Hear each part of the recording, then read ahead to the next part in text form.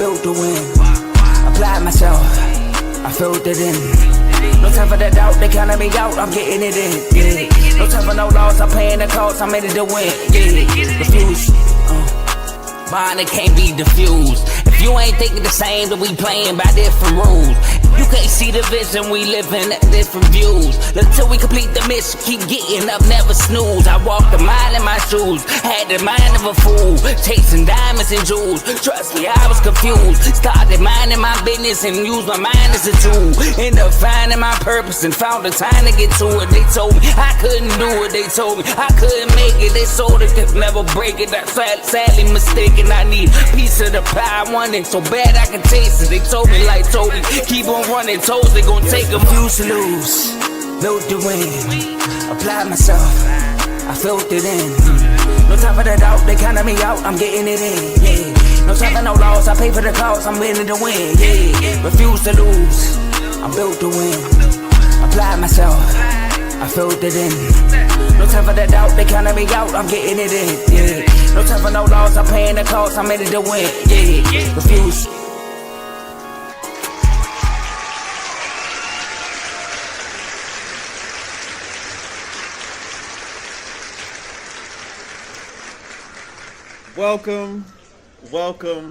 Welcome back to another exciting episode of Unfazed with your boys, JJ and AJ. We got an exciting episode for you all today. We got some NFL to get to. The NBA just started. Season kicked off. We about a weekend, so we got some NBA to talk about as well. A lot of fun things to get into. But before we get into all that, I got to ask my boy JJ, Joe Jordan. It's a bit of a tough question for you today. It's a lot going on. But how you feeling, man? How you feeling today? Just like last week or the 2 weeks ago. If you'd have asked me the day before, it'd have been bad, right? But right now, I'm feeling good still. I'm feeling good. We're going to get to it, but how you doing? I feel great. I'm not going to lie. I feel now we going to touch on them Lakers a little later in the show because I got some things to say about them. But them Eagles? Hey man. we gonna get to it. But I said all that to say I'm feeling great. But man, speaking of not feeling so hot, man. Commanders. The Commanders, man, they looking a little suspect. Now they've had some injury issues in so far in this season. Debo has missed a little bit of time. Terry McLaurin has missed some time. Jaden Daniels has missed some time. And you look up, and the Commanders, a team that was just in the NFC Championship last year, you look up, and now they 3-5, 8 weeks into the season. In a stacked NFC this year. The NFC a little more competitive than I thought it would be. Maybe even that you thought it would be. So, Joe, I got to ask you, are you keeping the Commanders' playoff hopes alive?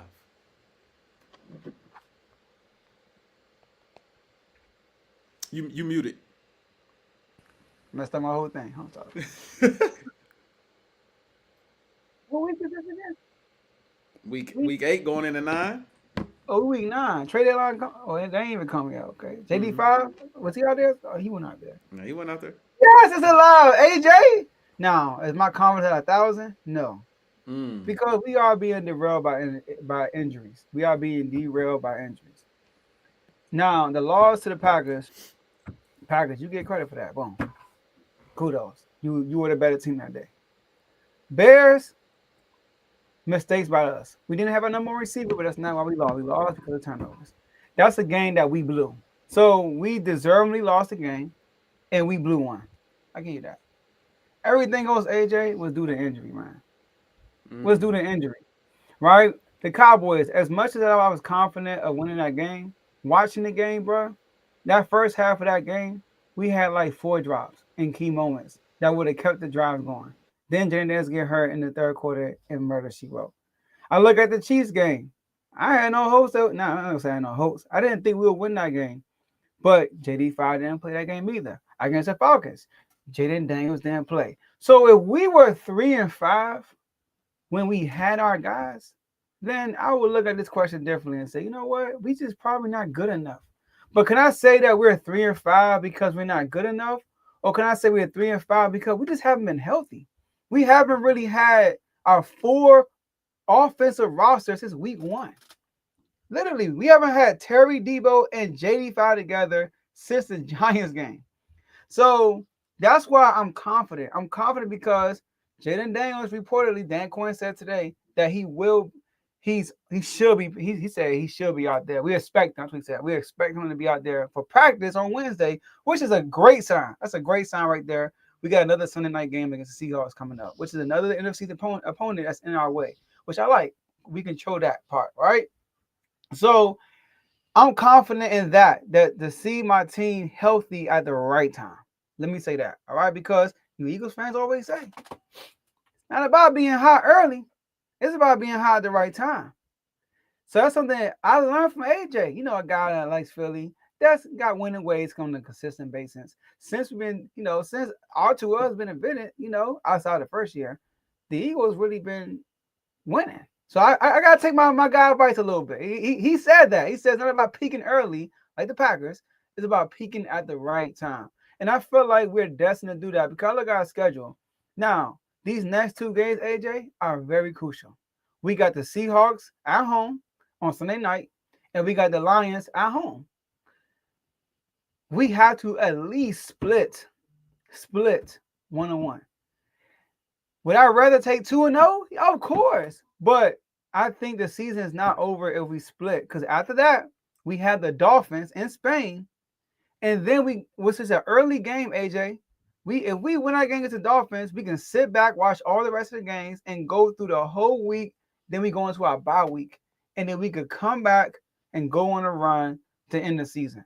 And lastly, the reason why I'm still confident. You said the NFC is stacked.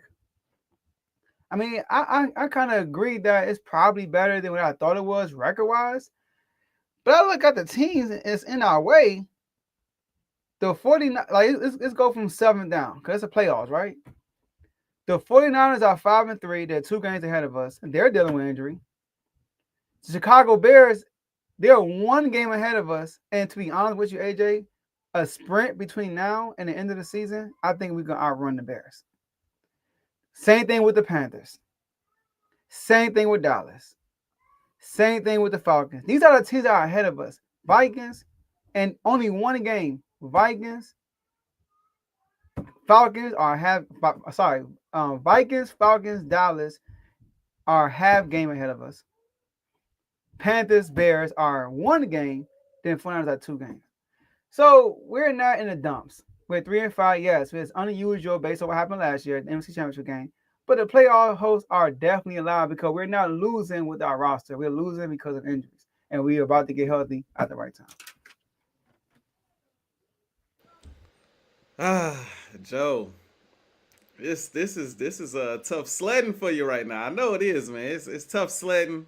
You know what I mean? Sitting in 3rd place in the NFC East. Or is it no? Yeah, I'm about to say no. It's not 4th. It's 3rd because the Giants are 4. I want to say, y'all 3rd. Y'all 3rd. I had to think about they 4th. No, the Giants are 4th. Giants. That spot is reserved for the New York Giants. And I love the fact that we got our revenge on them boys. So we'll talk about that later. What I will say is, it's over for the division. I just want to say that it's a wrap on the NFC East. I just want to let that be known. You know what I mean?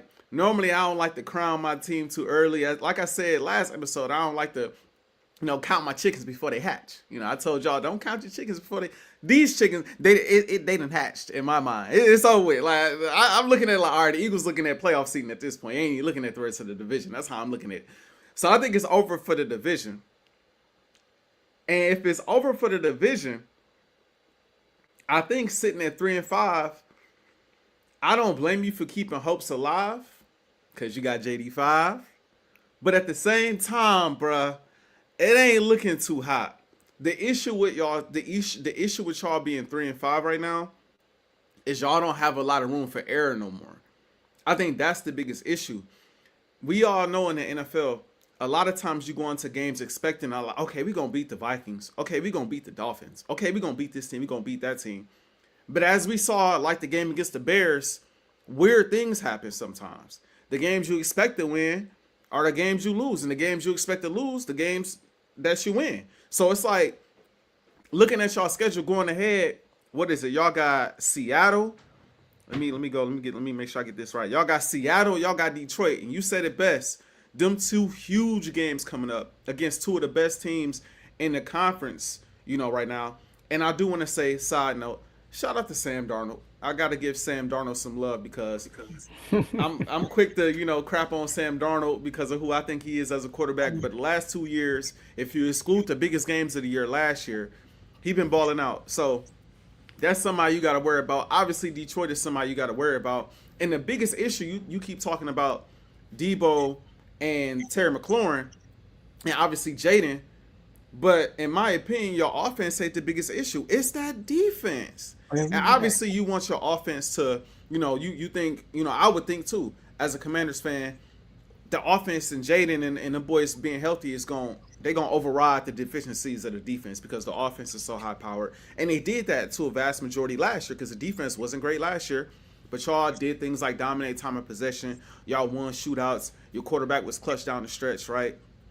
This year, man, that defense is it's I don't know where they rank, but eye test wise, they have their moments where they get big time stops, crucial stops. They might force a turnover here and there. But when y'all need these stops, y'all can't ever get it. When y'all need to stop the bleeding, y'all can't never stop the bleed. As soon as somebody catch rhythm against y'all, it's like a snowball effect. It's like, all right, they didn't figure the defense out, and now touchdown, field goal. And so I think y'all in a very tough spot. I think Jaden is Jaden, but coming back from injury too, it's not the easiest thing to do either. Like, we expected him to come back from injury and be 100% Jaden. We don't fully know if that's going to be him just yet. Maybe he's not quite the same. Still good, but not the exact Jaden we expect because now he playing through injury opposed to being 100% or 90%, right? And so I think y'all, I would, if as a Commanders fan, I would say, look, we gonna rattle off a bunch of wins. We're going to go on the run, but like I said, y'all got Detroit, y'all got Seattle, y'all got to see us twice. You know how that go. Y'all got and bruh, I said this to you last year, and you kind of scoffed at it.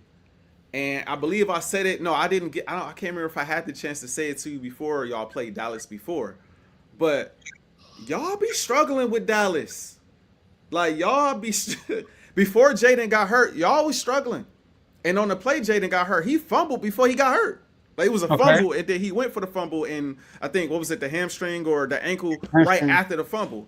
And so like Dallas seemed like a team that y'all really struggle against. So with games against the division coming up, y'all haven't seen Jackson Dart yet, and Jackson Dart, as I know, can be an issue, especially in New York and MetLife Field. I just think y'all got a tough road ahead. Y'all still got to play the Broncos too. If I was a Commanders fan, I would say we gonna figure it out. As a if I take my Eagles flag off and take the green undershirt off and I just take the green banner off and I just look at it objectively, I would say y'all gonna miss the playoffs, bro. I would say y'all gonna miss the playoffs. Mm-hmm. All right, so the 100% Jaden thing. The one thing about the Commanders, they would not let him play unless he's 100%. Fair. I think he was healthy enough last week to play, but he wasn't 100%. They always say if he can't be Jaden, he won't play. They always say that. So that's one thing confidently I can say about my squad, that they're not going to, well, I say Dan Quinn. He's not going to put him in a situation where he's limping and still trying to play. All right, that's number one. And number two, the defense is bad, yes, but the problem is not the defense, it's the offense. We knew the defense was the problem. The defense has played well enough for the offense to win these games. The Bears, the defense played good enough, bro. It was the offense that lost that game. The Cowboys, in the first half, the defense had multiple times when they held onto a field goal or punt, but the offense couldn't capitalize because of freaking drops. We had 4 drops. Zach Ertz had 3 drops that game. Moore had a drop.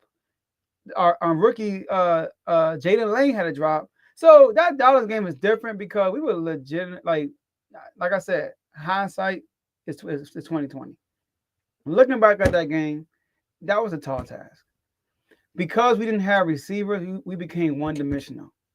And we couldn't run the ball and then dudes were open, but we were dropped. We had so many drops in the first. It was crazy for first downs.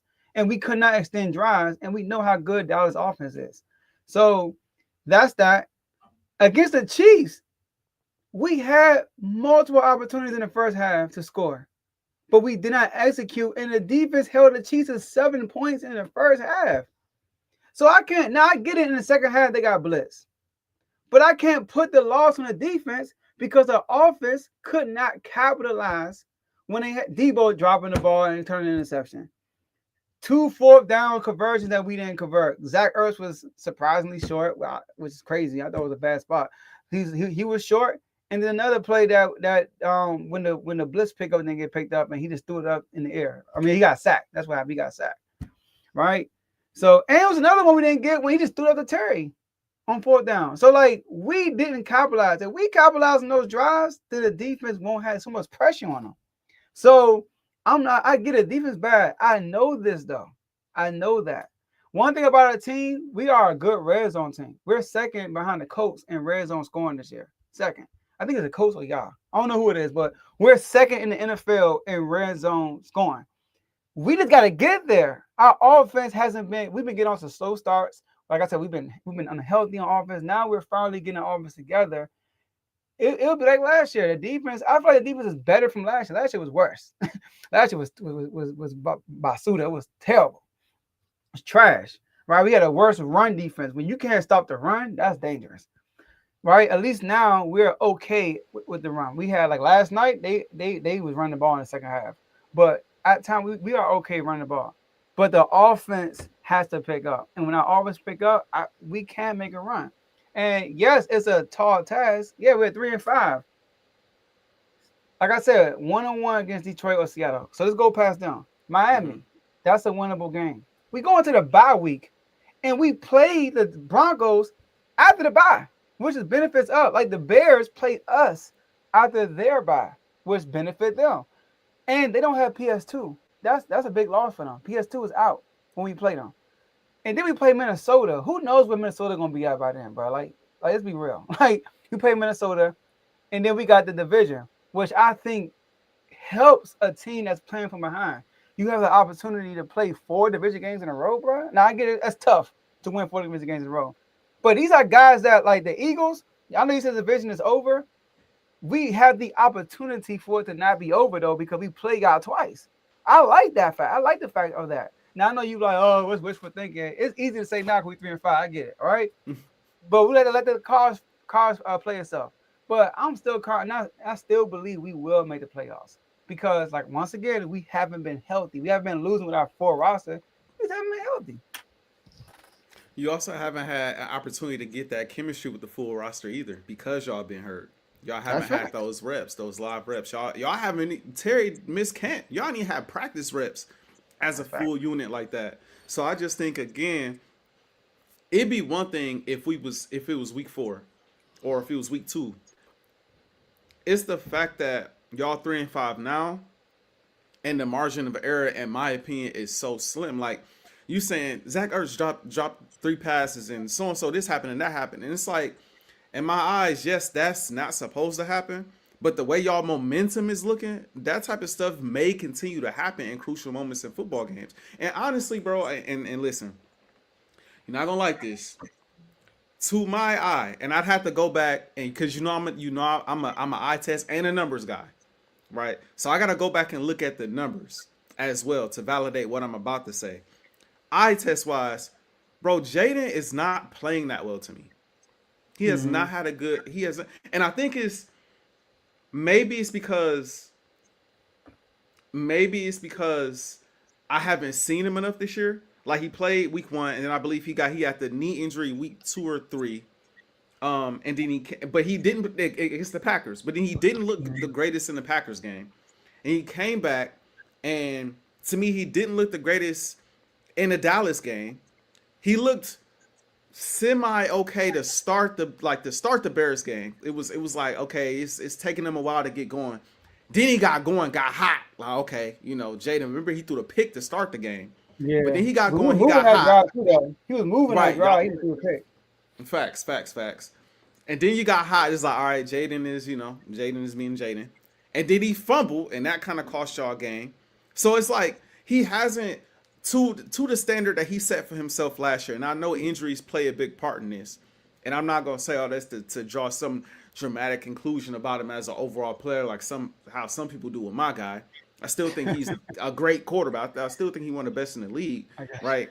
But to my eye, he just hasn't looked that great to me this year. He hasn't looked like Jaden of last year to me. He hasn't. I haven't seen a ton of. I've seen flashes of it. I haven't seen it consistently throughout the year, and that's also leading me to believe like maybe, just maybe, this is who he is for this year, which is kind of what I expected. It's kind of what I expected. Maybe this is who he is for this year, given the injuries, given Terry missing camp, given what the defense looks like, and then he kicks it up going into next year. Or maybe he rights his wrongs and they go on a run like you say, but it's going to be tough. And I don't see these teams, like I don't see Seattle randomly falling off. I think Dallas is going to stay at the same pace they at, simmering around 500. They're going to win some games. They're going to lose some games. They're going to be the number one ranked offense in the league one week, and then next week they're going to look like one of the worst offenses in the league when they play a good defense. like that, like they going to stay in that 500 level. I'm going to talk about the Eagles pretty soon, but I don't anticipate a colossal drop off from them, right? I think, I predicted the Broncos to win their division this year. So you know how I'm feeling about the Broncos. Like, I think that they have a lot of ground to make up. It's not impossible. 3-5 is not impossible to come back from, especially now that you got that 7th seed in the playoffs. And what I will say too is, if y'all do go on the run and y'all make the playoffs, that's a tough first round matchup. I will say that.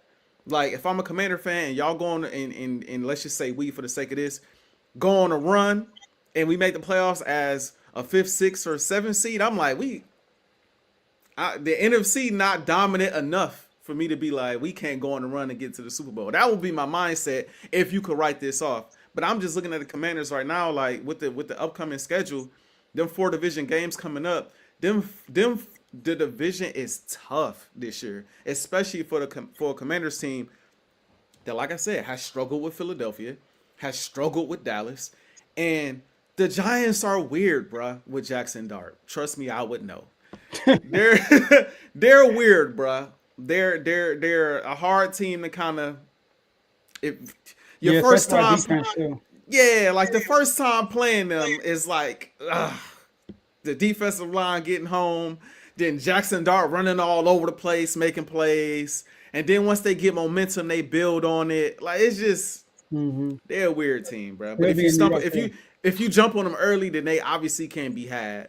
But they one of them teams where if they get a little confidence, then they're gonna turn up. They turn up. So I think it's a daunting task. I would say, as a Commanders fan, I wouldn't give up hope.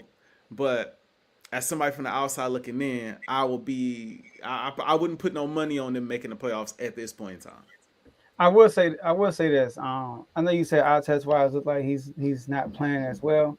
Now, numbers wise, his numbers, he only played 4.5 games this year. And I think that's what it is, bro. I haven't seen him enough. It's like he played the first 2 games, and he was out 2 games. Then he played 2 games again, and then the 2 games you last saw him, he turned up. I think the difference between what you remember from last year, I think that Bears game is a big one. Like, the fact that he turned the ball over, those in those moments, especially that fumble in the Packers game. But the Packers game looked like the Thursday night game last year against y'all. That's how I look at it. It's 2 Thursday night games. But the numbers wise, his numbers are actually better in the first 5 games. That's including only half a quarter with the Dallas. He has more passing yards, more passing touchdowns, and then he did it last year. Only difference is, and more rushing yards. His completion percentage was higher last year. That's a big difference. Right now, his completion percentage is at 61, and that's not Jaden Daniels.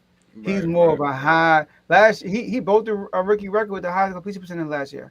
So that's the difference. Now, in that Dallas game, I'm not gonna I ain't gonna lie, it was so many drops that game, and the drops Zach Ertz said something. He said with Terry and Debo being out, it put a lot of tension on him and was bringing a lot of pressure. But bro, you gotta catch those catches. You gotta catch the ball for sure. Ain't Yeah. like you ain't dealt with pressure before, Zach. Come on, man. Really, you a Super Bowl champion, bro. Come on. Right. Like, it's to be real. So, but you looking from the other side, I can see why you would say we're 3-5. I think the easy way to say is y'all ain't gonna make it because we're the odds of a 3-5 team. Like technically, right now in the conference, technically in 13 plays. Write that down. 13 plays in the conference based on record. What are the odds of the 13th place team making it to the playoffs? You know, so I get why you're saying what you're saying. You know what I mean? But I mean, he not Mahomes, but he is 85.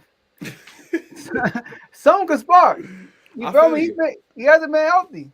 You know, I know your boy Uno was out. It'd probably be a worse result. You know how it is when y'all don't got Uno. But anyway, when Uno out, I try to get Kev too. Kev, look, I'm gonna say it quick before we move on.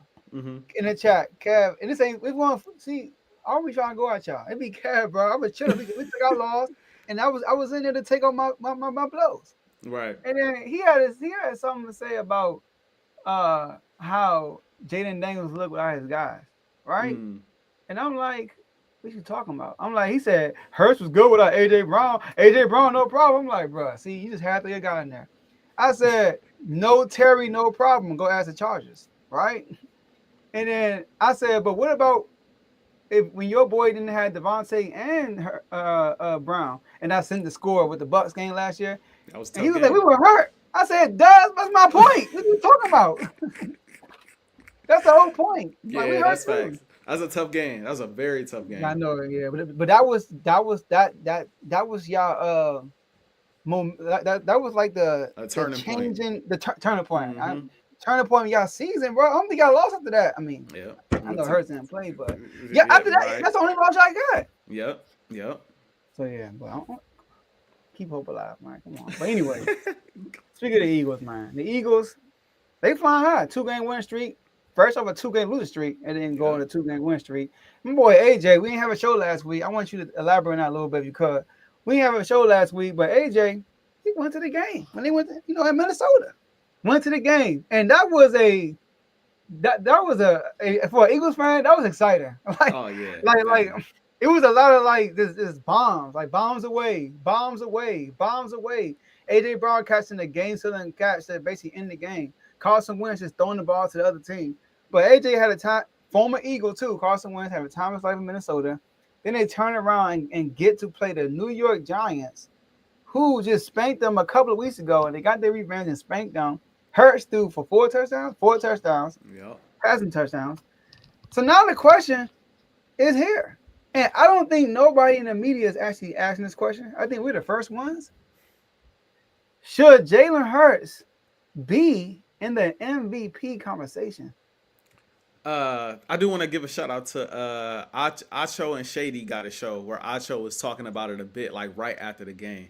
Okay. And he's been one of the main ones. Like, he should be in the conversation. Like, okay, I hear you, Acho. I hear you. I do want to say that Vikings game, bruh. Like I said, we didn't have a show last week. Man, that was a blast, bruh. That was a blast. Like, being there, bruh, seeing my guys for the first time ever, like sitting down for a full game in person. It was a sight to see. And it's like my guys, they knew I was there. You know what I mean? It's like they knew. It's like AJ in the crowd. We gonna put on the show. And I ain't gonna lie. To start the game, we had the big play to AJ down the sideline for a touchdown. And it was down my sideline too, the sideline I was on for the first touchdown. So we was geeked off that. And then we had the pick 6. But the rest of the first half was kind of slow. I looked at my wife. I'm like, man, it's looking like it's gonna be one of a slow offensive night for us. And then in the second half, we had the big play to Devontae, and we just kicked it up. A dog had it perfect. And you know what's crazy? Watching the game on TV is so much different than watching the game live. Because when you watching it live, I was watching it live, and then I like pulled up ESPN. I was like, I'm gonna see like what the numbers look like. Because my eyes telling me one thing, the numbers looking different, right? I pull up the numbers. I'm like, hold on, Devontae got 180 something yards. I looked at my wife. She was like, he got what? I said, he got like 180 something yards. Jalen Hurts, like, I think at the time he was 17 or 20 or something like that. I'm like, bro, like, we're playing good, but it didn't look like we was playing that good. To be completely honest, it looked like it was more of like a back and forth type of thing in person. But the numbers was insane, especially for Devontae. Like, I didn't realize how dominant his performance was until afterwards, looking at the stats, and then afterwards I rewatched the game and I was like, okay, now it makes sense. That big play to him going down the field, it looked like they was at like the 40-yard line from my perspective, but really they was back near like the 20-yard line when he caught that play. It was like 80 yards or 70 That's something his yards. longest reception in his career, I think. Yeah, but it didn't. It was weird because it didn't look that long in person. It was just it's hard to explain. But I wanna answer the question. Oh yeah, like I said, we won a game. Me and my wife was grittying through the stadium at the end. We had a couple that was directly behind us. It was an older couple. They was mad. They was talking trash, and they got mad at me because I said, if the Eagles, I think it was after the Hawkinson drop touchdown. And I think I said something on the lines of, because it was like 4th and 2. I said, if we get this stop right here, that's the game. And I was saying it just to my wife. Like, that's the game. If we get this stop right here, we're going to milk the clock down. And the guy behind me was like, that's not the game. That's not the game. And started talking crazy. And I looked at him like, all right, sir, you don't want to do this. you don't want to do this. So that's all at the end when I did the I was going crazy at the end. Like, hey, don't do this. Like, So how to feel to lose against the Giants? Like, y'all ever been a Super Bowl champ? It was crazy. But anyway. Hey, real quick, I ain't gonna lie. When I saw your story, like the way you did it, bro, you stood up and you was like, yeah. I was like, oh, AJ over here is going crazy. Bro. Man, you were very bored. Like when I went to y'all, I was chilling. You over there doing the night. Well, you gotta understand. Minnesota crowd different than the Philly crowd, bro. It's different than the you ain't worried about nothing out here for like they more so nervous about Eagles fans than they are anything else. So it's just like I ain't had no concerns. And they started with me. That's why I was like, oh, okay. This is the type of time. Okay, cool. But that was cool. To answer the question, because I want to get to this question, should Jalen Hurts be in the MVP conversation? After what I have seen so far this season, through all the ups and downs, the highs and the lows that we have seen this season, I think Jalen Hurts should absolutely be in the conversation, all bias aside. Now, should he be number 1, 2, 3? No. I think those spots right now can go to Jonathan Taylor, who I think should be number 1 right now, the season he's having. They don't give it to running backs, but Jonathan Taylor having a crazy year, right? I kind of feel a way about Patrick Mahomes being so high in the conversation, bro, just because he started the year off so rocky, and it's like people just forget about that now. You know what I mean? That's kind of irritating for me. But I kind of get why he's in the conversation. He definitely shouldn't be as high, as he is. I think Daniel Jones deserves some type of conversation as well, even though he's not dominating like Jonathan Taylor. He's being, super efficient with the football, throwing the ball downfield very well. And then Drake May balling out of control. So I'll give guys the nod over Hurts due to their level of consistency this year.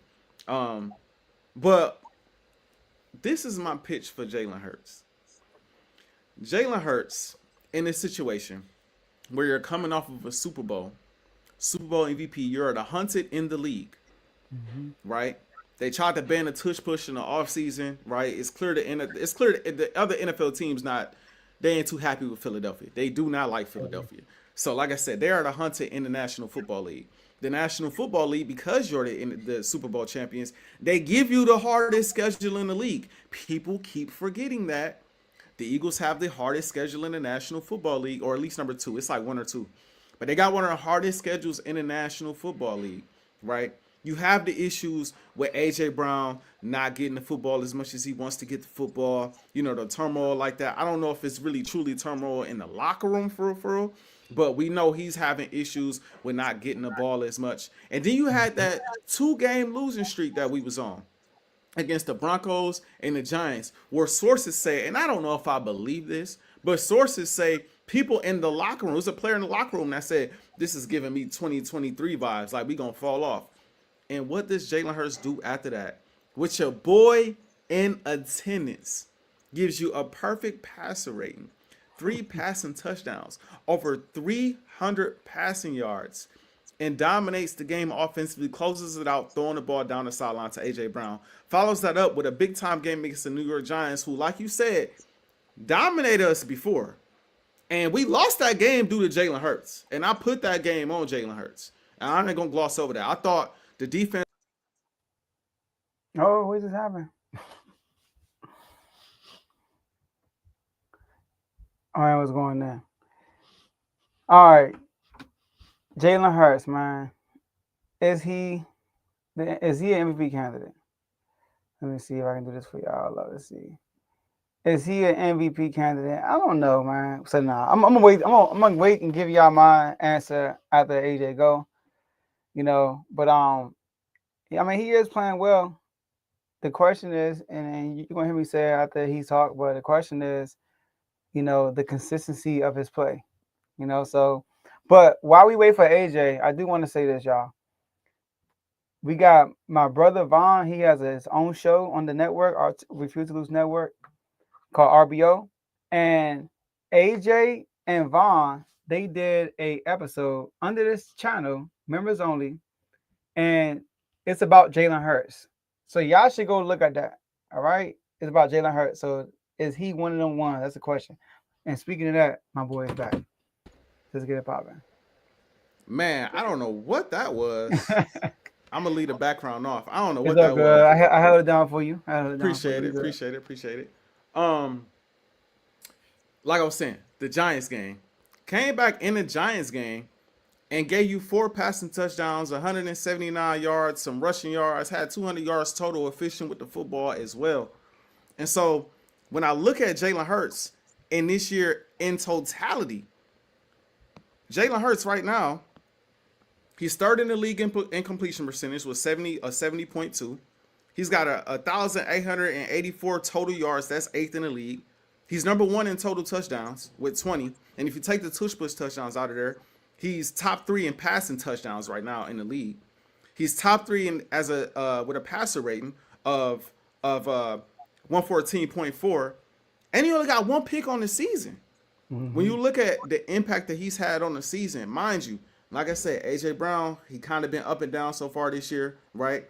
Some due to him, in my opinion. Some due to the coordinator. Some maybe even due to Hurts, right?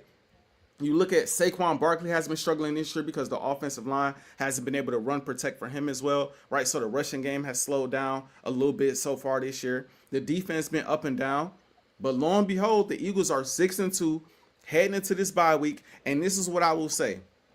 Like I said, I'm not gonna say Jalen Hurts is number 1, number 2, or number 3, but what I will say is this, Joe: these games coming up against the Packers and against Detroit. If he keeps at this pace in those 2 games, and we get 2 wins, one of those games is in Philly, another one is in Green Bay, I think it's going to be undeniable that he belongs in that conversation, and I dare put him near the top, in my personal opinion. If he goes out there and balls out in those two games at this point in the season, you'll have the numbers, you'll have the MVP moments as far as like him playing well in big games so far this season. You'll have the story, because the league love a story. So you'll have the story, and you'll be 8-2. You'll have the wins too, and you'll be the number 1 seed in the NFC. So I think Jalen Hurts belongs in the conversation. Is he perfect? No. But before I pitch it to you, I also want to point out, everybody want to throw, well, Baker's having a better season. Well, Sam Darnold's having a better season. Well, Patrick Mahomes. Y'all, I think people don't understand. These guys didn't have bad games too now. Baker wasn't nowhere to be found that first half of the Philly game, and then threw a pick to end the game, in that Philadelphia game. Patrick Mahomes started the season off very slow. Granted, he didn't have his guys, but he started the season off very slow. Dak name was thrown out there quite a bit. Bro, they 3-4. And the numbers is there, but you ain't winning MVP at 3-4, with a losing record, or even at 500. It is not happening. Obviously, Drake May is Drake May. Daniel Jones is having a great year. It's certain guys I'm not gonna push back on. But some of these guys that started off the season super hot, but then lately they haven't been as good, that people still want to put over Hurts because, well, look at how they look so. No, bro, they might have more passing yards, but check the completion percentage. Check the total touchdowns. Heck, check the passing touchdowns. Check the quarterback rating. Check the let's look at some other measurables. Let's look at the win-loss record because that's big. Let's look at everything before we just write my guy off because he didn't start as hot as some of the other guys. So I think Jay Hurts should be in the conversation. Maybe 4 or 5. Maybe 4 or 5.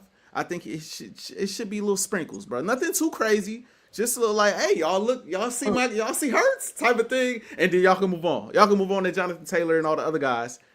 But it should be like dark horse. Outside looking in, y'all see Jalen with 20 total touchdowns, 2 turnovers, that passer rating, that completion percentage. I think it should be mentioned, man. All right. Now, and to pull the curtain from behind the scenes, I asked AJ to put his question on there. All right.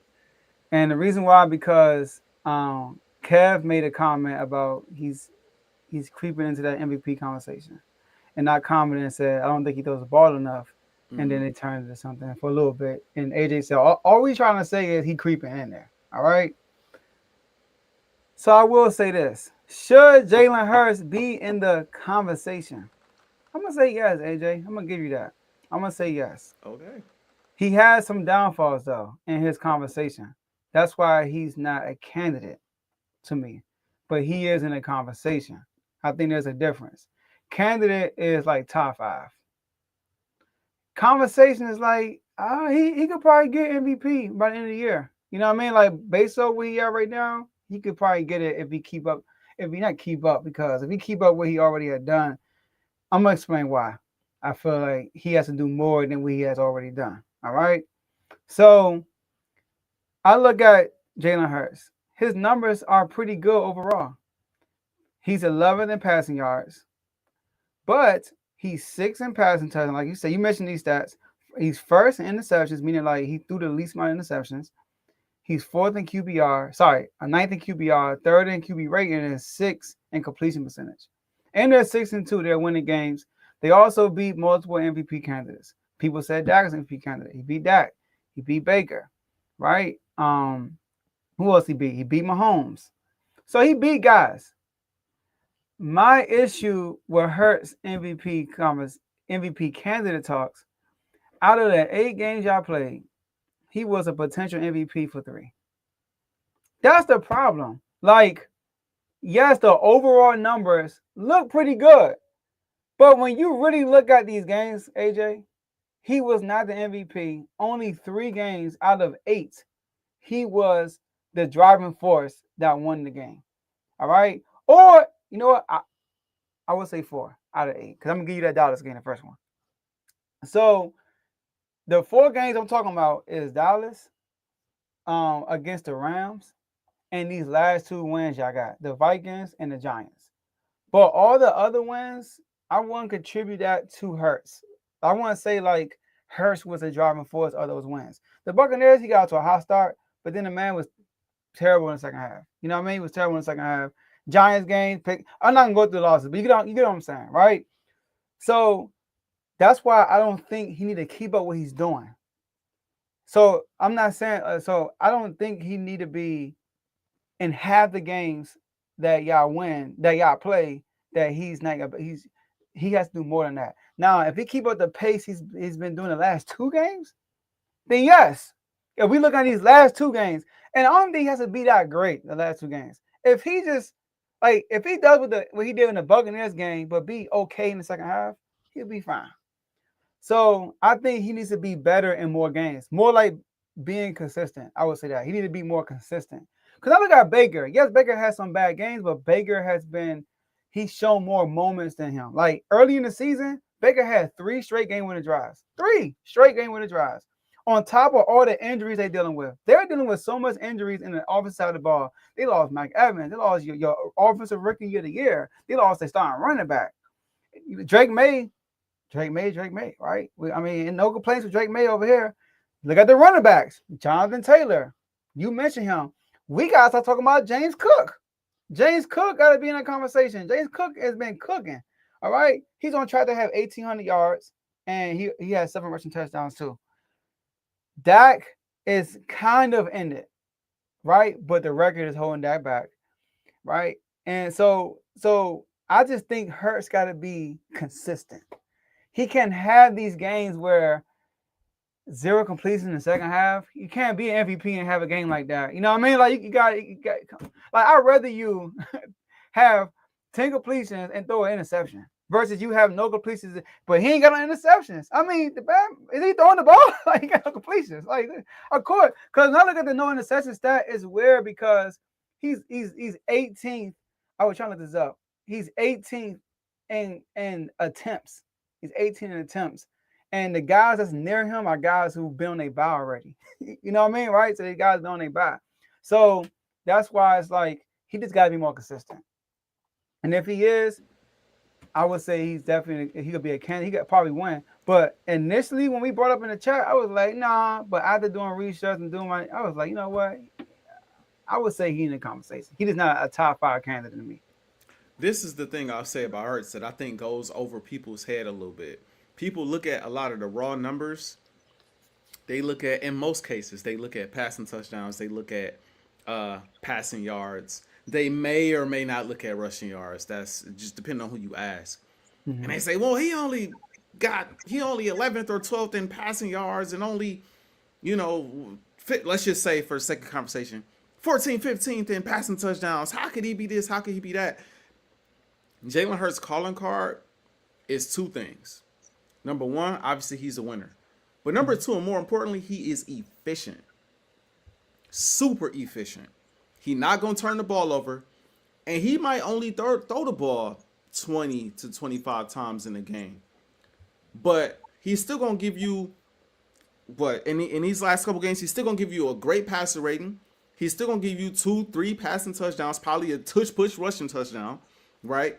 He's going to be probably 17 to 23, 18 to 22. Like, he efficient. When I drop back, I'm going to complete this pass. It might be for 5 yards. It might be for 60, 70. But it's going to be a completion. And I'm not going to get a ball to the defense. That's why his completion percentage is so high. That's why his QBR is where it is. That's why his quarterback rating or his passer rating is where it is. Those percentages is what his calling card is on top of not turning the football over. And what people also got to understand is this. If you go back and you look at the 2022 season, because I did this right before we went on air, because I'm like, even though it don't quite look the same, it's giving me the vibe of that year for him. Because when I go back and I look at the numbers, that year he was 10th in passing yards for the season. He only had 3,700 passing yards, and he was behind a lot of quarterbacks in passing yards. He was only 14th, 15th in passing touchdowns. He was behind a lot of guys in passing touchdowns. But he was in that conversation because of what he was doing on the ground with the rushing attack, the rushing touchdowns that he scored. And he was in that conversation because they was winning at a high level, mainly because of him. But he was mainly in that conversation because of his efficiency. His QBR was super high. His completion percentage was super high. His passer rating was super high. He wasn't turning the ball over. Like, he was mad efficient. And then the eye test, like I told Vaughn in our debate, the eye test was crazy too. Like, one day he might rush for 130 and a half, and then the next day he might throw for 300, and then they rest in the third quarter of the game. You know what I mean? So that's the thing about Jalen Hurts. The numbers aren't going to always wow you, but Jalen Hurts is going to be super efficient, and he gonna win games a lot of times just off the mere fact that he's efficient, where other guys are not. Other guys they might throw the ball as much, or throw the ball as much as Jalen Hurts, but they might give you an interception or 2. They might give you a fumble here and there. They're not as efficient as he is. And so the way I look at it, man, like, again, this year, and people not talking about it enough, this year, I feel like Jalen Hurts has had to overcome some things. We talk about how great this team is. This team is this team is that. The defense been up and down this year. The run game been non-existent this year. It's been non-existent. The chemistry, for whatever reason, with Ajae Brown has not been the best. The offensive coordinator, I feel like I bashed him before. I still don't think he's doing a great job, but he is improving. So I give him credit for that. But the offensive coordinator was struggling with the chemistry with the offensive coordinator this year. Yet and still, the numbers are where they are, and the Eagles are 6-2. And I also want to point out, because you said it's only 4 games, they only won 6 games, right? So if he was a driving force in 4 of the games that they won, and the other 2 games, okay, you got the game against the Chiefs where Patrick Mahomes threw the interception in the red zone, bounced off Travis Kelce's hands, and Jalen Hurts kind of game managed his way through that one. And I'm trying to remember what the other win was. The Bucks win where he had the great first half and then no completions in the second half. Okay, you had those 2 games. Defense came through, special teams came through, right? But at the same time, the other 4 wins, when you only got 6 of them, they hold weight, especially going forward when you about to play the Packers in Detroit. That's, like I said, mark my words, y'all. If Jalen Hurts come out and he throw for 250 yards, 2 passing touchdowns, and a tush push touchdown in these next 2 games, or even has a Jalen Hurts game like Dallas, where the numbers ain't crazy, but like when you watch the game, like, yo, Jalen Hurts was this driving force in these 2 wins over 2 of the hottest teams in the NFC, and now the Eagles are the number 1 seed in the NFC. Oh yes, he gonna leapfrog a lot of guys, and it's gonna make a lot of people upset because the efficiency is gonna be there. And at this pace, like passing touchdowns, the passing touchdowns gonna be there too. Only thing that's not gonna be there as high at the moment is the passing yards right now. I think he's 12th or 11th in passing yards. Yeah. But every other metric for real is going to be right there. So I like what I see from him. I like what I see from him. I do. And I think that the Eagles are not going to trade A.J. Brown. We're going to get this chemistry down with A.J. Brown post-bye. I love the fact that we play the Packers right after the bye. Like you said, mentioned the bye earlier. We playing the Packers right after a bye, which is huge. So we got time to sit back and watch them. And I know how our coaches are. They prepping for the Packers, and then they're going to spend a little time prepping for the Lions in advance as well. They're going to watch both teams this week. So I like what I see, and I like my boy chances. I'm with you. If he looks like, because the Dallas game is one of my MVP games. Like, if he looks like that, like how it looks matters. It does. Yep. You know, like I say, even Dak numbers look horrible against y'all, but Dak was really good. He played well. See, here's the thing too. Like, you know how y'all say like Hurts found a way to win, right? He found a way to win. So what? He don't throw the ball a lot. And some people had compared him to Tom Brady because of Brady finds a way to win. Do you know in Brady's 22-year career, he got, I think it's 22 or 23, he has 3 MVPs, bro. You know what I mean? Because numbers matter. It matters, bro. Like in the MVP conversation, you had to be an MVP. Like you had to be an MVP from start to finish. Now, there going to be some games you have bad games, but you had to be the driving force. Like, we got to look at it and be like, man, whew. Now, obviously, as a quarterback, that's going to be the conversation, period. Like, without you, they're going to, but it has to be like, man, like Mahomes won over Hurts. Like, Mahomes threw for 5,000 passing yards. And it's like, you know what I mean? I'm sorry. You know what I mean? I gotta give it to him. And, you know, like right now, if I look at all the quarterbacks, it'll be Drake May. Drake May will be ahead of everybody. It's because of you see what he's doing. Like, he's undeniably the driving force on all their games. Not one guy can look at and say Drake May wasn't the driving force. You know, so, and I can say the same thing about, I know how much you said Mahomes started off bad, but I look at all their wins. I can say Mahomes was the driving force. And even in their losses, Mahomes was the only one, like, balling. Like, for real, like, that interception he threw against y'all, that was on Kelce.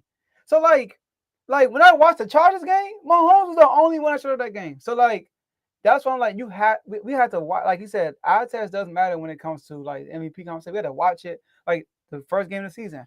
Dang, I know Hurts had over 250 yards, but he was probably the best player on his field today. Like, so that matters. So if he does come out against 2 good teams, Packers and Lions, and he plays like that Cowboys game, it don't have to be a bunch of eye candy crap, but if he just controlled the game and he was the reason, then yes, he deserves to actually be a candidate. Like, he deserves to be like, where is he on the MVP ranks? Unless these other guys go crazy next 2 weeks. You know what I mean? So But right now, it's a conversation. That I'm confident. Before we move on, I'm confident that they gonna give us some duds here and there to work with. Like maybe not Pat. We gonna get to them in a second, but Pat look like he getting hot. He getting back to it. Yeah, he look like he getting hot. He look like he getting hot. Uh, Drake May is playing so well that I think he's due for a dud or two. They got an easy schedule. That's true. That helps them a lot. But I still think it might not happen this week, but I feel like he due for a game where it's like, oh, okay, rough game. You know what I mean? I just feel like some of the guys towards the top. I think Jonathan Taylor is going to be Jonathan Taylor. Man. As long as he's healthy, I think he's going to continue to They dominate. got the Steelers next. Yeah. I had to drop their defense, bro. I had to drop their defense in fantasy, bro. Like, it's ridiculous, bro. Yeah, I'm like, bro, they got to go. Y'all got to go. Man, I drafted that defense kind of high, too, when I go back and remember the draft, bro. Like, I was on the first to take a defense, bro. They playing horrible. I'm like, man, I didn't get this defense off my team. I'm sorry, bro. Vaughn, come get your defense, bro. Come get your defense, bro. But, yeah, man. Lost my train of thought on that, talking about that defense. But yeah, I think some of the other candidates are gonna give us some duds, and I think Jalen Hurts. I think he getting hot, bro. I think he's building some momentum. I think the offense is building some momentum. It helps that Saquon had his first big day of the season. Defense is gonna respect that ground game again, and that's gonna open up some things in the pass game. So I just say elevate a little bit, but I just slightly disagree with you as far as like him continue to do what I think if he continues at this efficient pace, you only got 2-3 interceptions on the season, and at this pace you got 40 total touchdowns, and 35 of them are 30 of them are passing, 10 of them are rushing, and the passing rate to stay there, QBR completion, it's gonna get interesting. But you gotta win these big games for sure. Team to win, yeah. Got Detroit and Packers back to back. I know that. Back to back, bro. But like I said, perfect time for our bye. And we getting guys. Nolan Smith is coming back. I think Jacorian Bennett is coming back. Our should be our DB2. He should be healthy to get Ringo and Adoree Jackson off the field. Hopefully, AJ Brown should be healthy and back as long as nothing catastrophic happens. Saquon said he was fine. Saquon said he came up with some type of like slight groin issue. He wanted to go back in the game, but yeah, he wanted to come back in the game. He said he felt good enough to go back and play, but the coaching staff held him out and told him he had to like, nah, you good. Yeah, but I love what I seen from Tank too. Like Tank was running the ball very well. You know what I mean? So which I don't get why y'all haven't been using them anyway. But go ahead. It's again, bro. I think Howie outthought himself with that one. Like he's gonna be great for kick returns. What? Yeah, I heard that. I was like, what? It's silly, bro. Silly. But I like where we at. We getting healthy, and I think we are gearing towards the second half of this season. I think my boy is gonna stamp some things pretty soon, man. Okay. Hey, only time will tell. Yeah, and I love this. Before we transition, I love this contrast from. Man, the Commanders, are they gonna make the playoffs? Man, I don't know what's going on. JD fine? Is he healthy? Like, guys gonna come back. Then we can talk about the Eagles. Like, we talking MVP. I mean, I love the contrast, man. Given how we talk this all season at this point now, 8 weeks in, 6-2, 3-5. It's crazy. It's crazy. But speaking of, that's true. But speaking of 6-2 and teams being dominant, we looking at this AFC. We haven't talked a lot about the AFC so far this year because obviously we got two teams in the NFC that we take a lot of time to talk about, right? Two polarizing teams. So I feel like the Commanders and the Eagles are two teams that are just flat out fun to talk about. Maybe I'm biased, but just two teams that are fun to talk about. The AFC got some teams, man, and it's looking pretty loaded as well. You got the Colts who are 7-1 right now. You got the Patriots who are red hot right now. You got the Broncos who continue to win games, even though they just lost PS2 for a little bit. The Broncos are continuing to win games. The Buffalo Bills 5-2 right now. The Chiefs look like they catching some momentum. I can't fully rule out Pittsburgh because I still like how Aaron Rodgers is playing, but the defense is kind of where it is. Ooh. If you had to pick a team right now in the AFC that you would say should be the favorite right now, 8 weeks into the season, what will be your favorite to come out of the AFC? Who would be your favorite to come out of the AFC? Patrick, my homeboy, and the Chiefs. They should be favorite. They should be favorite. Now, the Colts. Hey, I think we have a right, AJ, to say, I gotta see it to believe it, bro. I'm sorry. Like, we have a right to say that. Look, I'm happy y'all having success. My boy Femi, he a Colts fan. Every time I see him, I be like, bro, y'all cooking. Every time I see him, they winning. I'm like, bro, y'all cooking. I know, right? It's like the same thing every time I see him. Y'all cooking. I know, right? And it's like, I get it. Y'all 7-1. Y'all best offense in the NFL. Number one in yards. Number one in points. 6 in defense and points allowed. I get it. Y'all got the MVP, JT. But teams I haven't seen before, I gotta at least see you get tested by really good teams. And they haven't. They haven't really. They went against the Rams, and Rams kind of dominated the whole game. The score looks better because they scored towards the end of the game, but they were up by 2 scores on the Colts.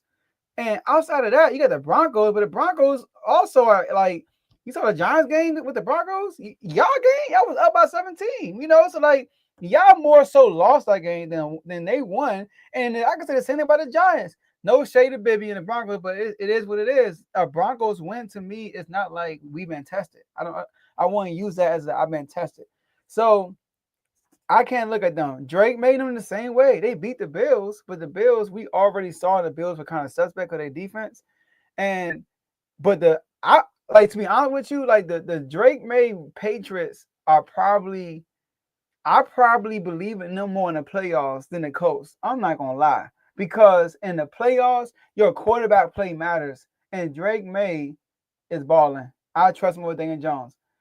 Broncos. All right.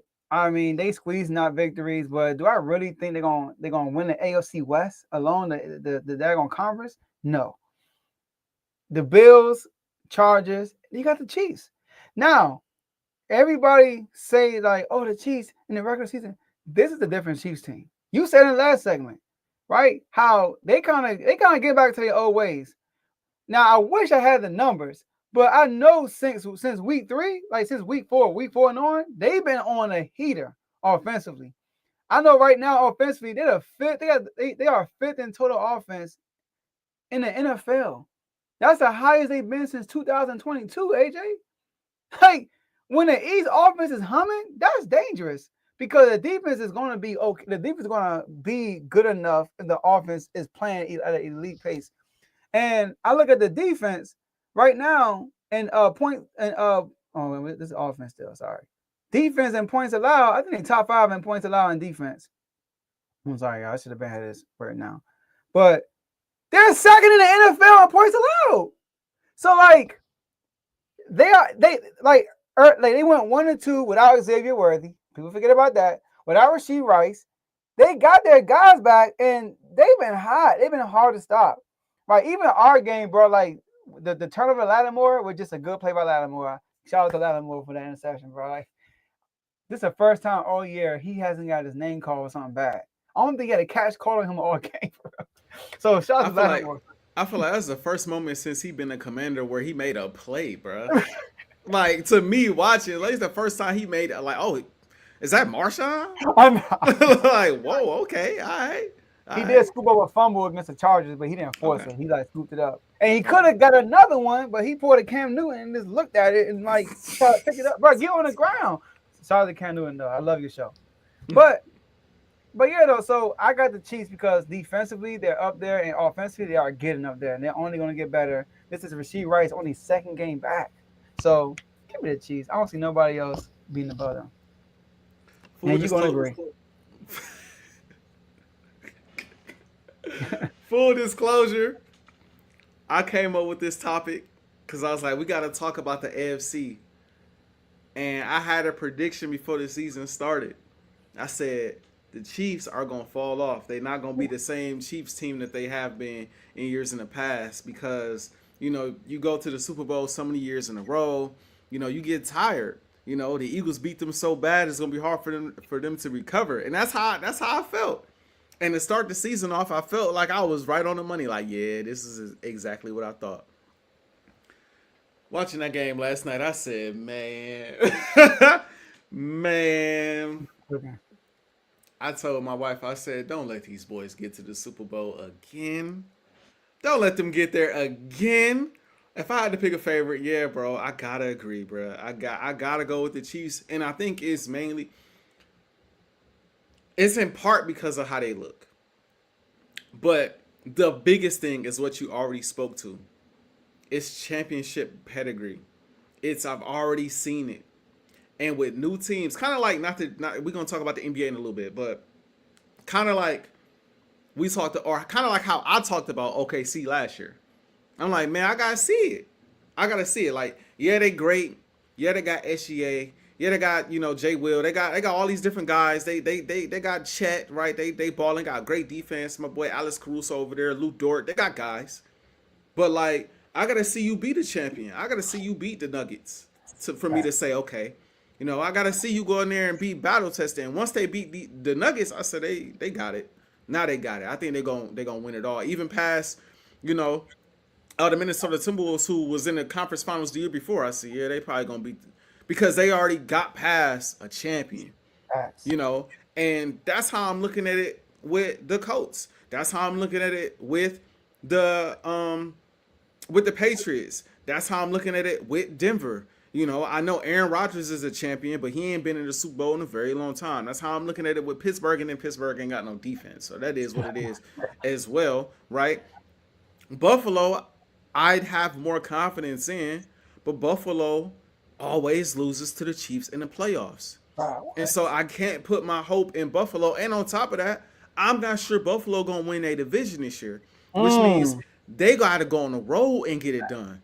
And that's tough to go on the road and get it done, potentially have to go through the Patriots, right? Potentially have to go through, Kansas City if they win a division, or even have to go through, the Broncos. Like, I'm not saying it's impossible for them to do. I would probably pick them to win some of those games, but it's still a tall task, right? And so I'm looking at it like the way they playing right now, the fact that they are battle tested, the fact that I feel like they done been through the fire, they done already went through there, like, after they lost to the Super Bowl, they started the season off kind of still like, man, like I felt like they was dragging. And then they caught a little momentum. And most importantly, they got their guys back, bro. Most importantly, like, Hollywood back. They got Rasheed Rice, Boo Boo Schuster healthy. Like, she like the dog, man. You know what I mean? Like, they got guys. I don't think Pacheco was seriously hurt last night. I know he got, his knee hit real bad. I think he's just fine, But Kareem Hunt running the ball effectively even when he's not out there. And Travis Kelce to me is very up and down. He could be a wild card. But Travis Kelce plays big in the playoffs, though. Like, he normally he didn't have a great Super Bowl, but he normally plays pretty big in the postseason. And so, as much as I hate to say it, and as much as I'm hoping that someone knocks them off, please someone knock them off this year. If I had to put my money on someone, I'd have to put it on the Chiefs. I'd have to, because none of these other teams. It would shock me if Drake may go to the Super Bowl. It would shock. It would be like they really made it to the Super Bowl. And don't get me started on the Colts. Don't get me started on the Colts, bro. I just refuse. Now, like you said, I went through the Colts.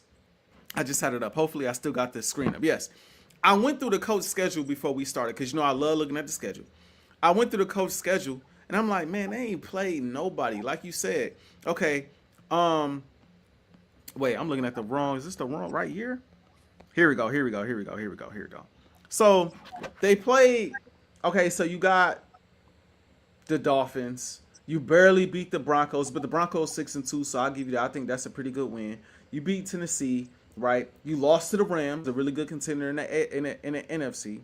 But you beat the Raiders. You beat the Cardinals. The Chargers, I just don't believe in, and you know why. Everybody should know why at this point. They up and down, and Herbert. They got injuries on the O-line, too. When they played them, they were hurt. Yep. And then they just beat up on the Titans. I'm like, they ain't played nobody. But then when I scroll, I'm like, they still – okay, they going to play the Steelers, who defense ain't like that. The Falcons looking crazy. They do have to see the Chiefs. But outside of the Chiefs, the Texans, Jacksonville, the Niners, we'll see what their health is looking like. The Seahawks are pretty good, but then it's back to Jacksonville and the Texans. They still ain't going to play nobody for besides the Chiefs. And the Seahawks, if the Seahawks are good and the 40, like they schedule is pretty sweet throughout.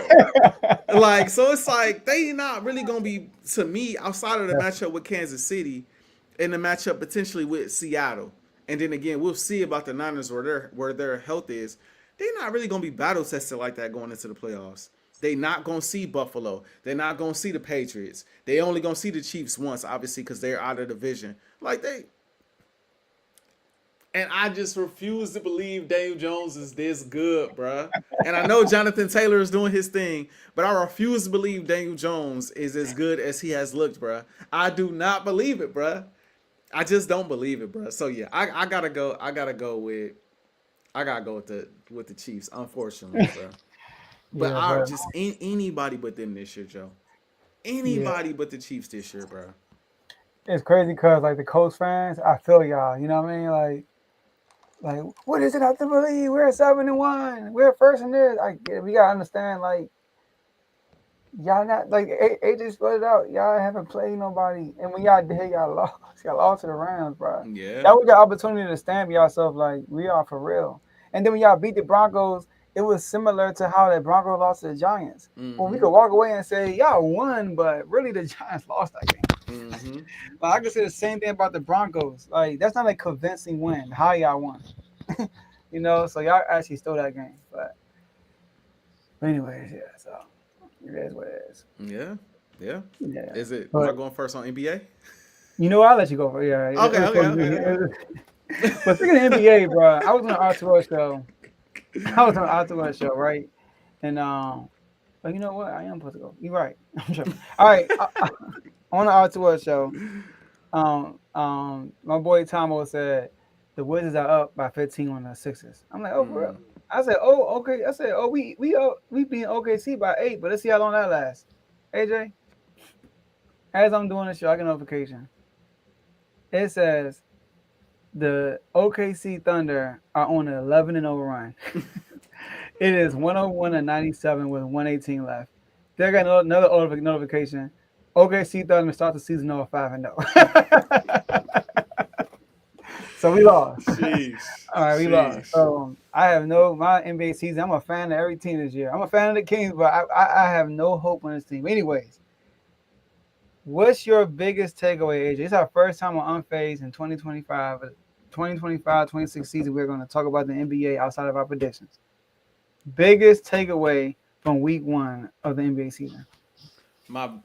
I got a few takeaways, and I'll give two, and then I'll give two. We'll probably end up talking about them as well at some point because I definitely want to bring them up. But, bruh, this man Wemby, bro. My biggest takeaway is Wemby got. It's hard to even put into words, bro. I heard Kendrick Perkins say, in the next 15 to 20 years, in the GOAT conversation, we're going to be talking about Michael Jordan, Bron, and then Wemby going to be number 3. And I'm just like, I wouldn't go that far. But it's like, I understand why he's saying what he's saying. Goodness, great. Like, Wemby looks unbelievable. It's like, the biggest thing for Wemby is his health. He got to stay healthy. If Wemby can stay healthy and the Spurs continue to win, dog looking like he might be MVP, Defensive Player of the Year, any award he can get, it look like he might just get. And he already loved by the NBA as well. So that you ain't got to worry about the media kind of being like, nah, we don't really like him, so we going to give it to someone else. He already is beloved in the league. So Wemby is just rebounding at a high level, scoring at a high level. He made Anthony Davis look like food. Anthony Davis, arguably the best big or the best defensive big in the league. Exactly. Like that's a conversation. And he made AD look, oh my goodness, that I was rough. So probably my biggest takeaway is Wemby is just insane. He's insane. I do want to bring up my Lakers though. Before you go to Lakers, can I say something about Wemby too? While we going at Wemby still? Yeah, go ahead. It's crazy, bro. Like that's my biggest takeaway. Also, is Wemby. Like the man. The one thing that's great about Wemby is what Perk said, that he could be number 3, and the reason why is because you spelled it out with his skill, right? Mm-hmm. His skill and like his body is already above Jordan. Like Jordan was a freak of nature, right? But then LeBron came, and it's like, whoa. But you look at Wemby, like, whoa, he an alien. And on top of that, AJ, he has it here. He has it here, bro. And that's like the difference with the GOATs, bro. They got it up here. Like, you got to be mentally tough. A lot of guys are talented, but they're not mentally tough. The man reads he's a reader. He reads all the time. He said in the first game of the season, I had to set the tone for my team. Like, I'm letting my team know, like this is gonna be me all year. And I watch every game, bro, and he's been like that all year. Like, he's been cooking. So I agree with you on that. And he could be the first player in NBA history to win NBA MVP, Defensive Player of the Year, and possibly Most Improved, bro. Like, he could probably win Most Improved. I saw Ja Morant get Most Improved from being like good to being an MVP candidate, and he won Most Improved. Wemby could be the same thing this year. Man, speaking of history, dog, I forgot to mention earlier, bro. My dog, first quarterback ever with 15 passing touchdowns, 5 rushing touchdowns, and 1 interception through 8 weeks. The first quarterback in NFL history to do that. I forgot to mention that. When you said history, it popped up in my mind. I forgot to mention that. I got to make sure I put it up. But back to the NBA. I just had to. But what I would say too about Wemby is this. I think what really helped Wemby too, psychologically, is this Olympics that just passed. Going up against Team USA and balling the way he was balling, and it taking heroic efforts from Steph Curry on a team with LeBron and KD and Anthony Edwards and all those superstars. It took Steph going nuclear to take them out. And so I think right then and there, he already knew he was like that. He already knew he was dominant. He already knew that. But then to go up against them, play the way he played, and then have a shot to beat them for a gold medal, he probably like, yo, I haven't even scratched the surface of what my potential is, and this is easy money. So Wemby is unreal. But sorry. Yeah, go ahead. He said when after those Olympics, you know what he said? What's that? He said, I'm learning and I'm worried for the opponents in a couple of years. That's what he said. Yeah. He said, I'm only learning and I'm worried for everybody else in the NBA race. I'm worried for everybody else because this is my rookie year for real, or my second year in the NBA. And y'all forming this all-star team, and I got a bunch of these guys that probably got full-time jobs. You know what I mean? And we almost beat y'all. Y'all, just wait till 4 more years from now. It's gonna be a guaranteed dub for France. That's what he's saying. We taking over the Olympics. That's probably what he's saying to himself. Yeah. Man, dog. Yeah, Wemby. I'm just glad we allowed to witness this, bro. Yeah, right. Yeah. That's insane. I'm gonna touch on another team later, but for now I'm gonna say something about the Lakers. Luka's injury hurts so much because Luka was also looking unreal to start this. Luka looked like he legit took the season away from basketball and just worked on getting in shape. He looked a little bit quicker. He looked more decisive. I still hate how he turns his back to the defense and walks into traps. That drives me so crazy, Joe. Coming up court, he was he makes it easy for defenses to trap him, especially off screens sometimes, and that drives me crazy. But he's decisive with his passes, getting everybody involved. And he got hurt, but the man was putting up in 2 games 46 points, 11 rebounds. What's the assists? 9 assists. Like Luka been playing lights out. Single-handedly carried us over the Timberwolves in that matchup. And shout out to Ant, who also got hurt. He gonna be out for a while. Austin Reeves. It's so weird with Austin Reeves, because Austin Reeves isn't the offensive talent that Luka is. Let me rephrase it. Austin Reeves at times can be a true defensive liability. Like, Austin Reeves, he has moments where he can defend, but like sometimes he look like Luka out there defensively. Like, it's bad. And offensively, he's not Luka. So he don't fully make up for his defensive woes at times. But he also can hoop offensively. Like 41 the other night, 50 another. Like, as the number one guy, he looked like he ready to take an offensive step. I still don't have any high expectations for the Lakers at this point, just because we still trash defensively. Aiden is he's Aiden. He's okay. Bro, he look He's regular. yeah, he looks super regular out there. And I think he'll get better growing that chemistry with Luka, and that chemistry with AR. I do believe that. It'd be nice to see LeBron on the floor with those guys as well. But like it kind of is. I love Marcus Smart. Marcus Smart, I think, ain't been making a lot of shots, but he's been playing well defensively. But outside of Wemby and the other team I'm gonna touch on in a hot second, after I pass it to you, the Lakers, bro, we mediocre, bro. I hate to admit it, bro. We are Luka is Luka, but we are mediocre. That's my biggest week one takeaways is Wemby is ridiculous and has probably the highest ceiling of anyone in the league currently, and the Lakers are regular, bro. Dang. We regular. We feel like a 500 team.